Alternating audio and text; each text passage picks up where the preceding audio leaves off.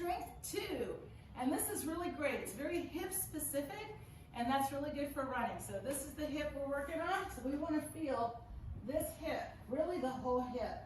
So I'm going to press my head into the ground, press my feet into the ground, and lift my hips. So instead of trying to use any muscles, I'm just trying to use my body weight by pressing into the ground with my head and my feet to unweigh my hips. If you're doing this and your hamstrings start talking to you, you need to let them go, because this is a hip-only exercise.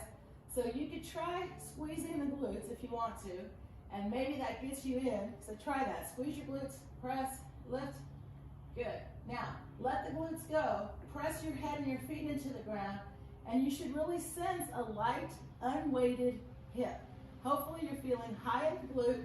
It's definitely working, and that's a really great way to practice your ability to hold your pose. Then we're going to come right back up. We just got that glute going. You're going to stand with your feet about shoulder width apart.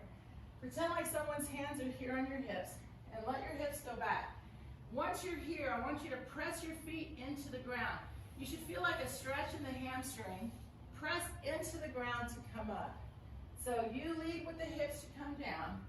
You press down and see your hip pops up. So you start to play with body weight. That's what we want. So hips go back.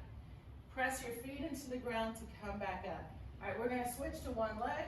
So pick one leg. You can use your same arm, same leg for balance. Tap down to the ground and come up. Now I'm going to add a pull. So what's going to happen, I'm going to come down, I'm going to come up and pull to pose. So hinge back, press my foot in to come up, pull to that running pose. So leading from my center, pressing into the ground, feeling that I'm staying connected as a unit. The more that I can feel that everything leads from your center, right?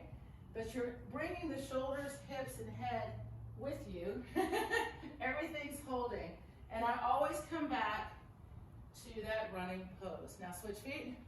There you go. Get that balance back. Ready? Here we go. Hinge, press into the ground, pull.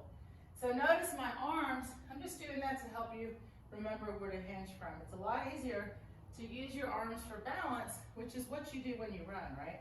So there's no right or wrong with the arms here. You can definitely touch down if you need to. Whatever keeps your balance. This is just about hinge the hip, press into the ground, pull. Let's do one more. Hinge back, press into the ground, and change support. Pull.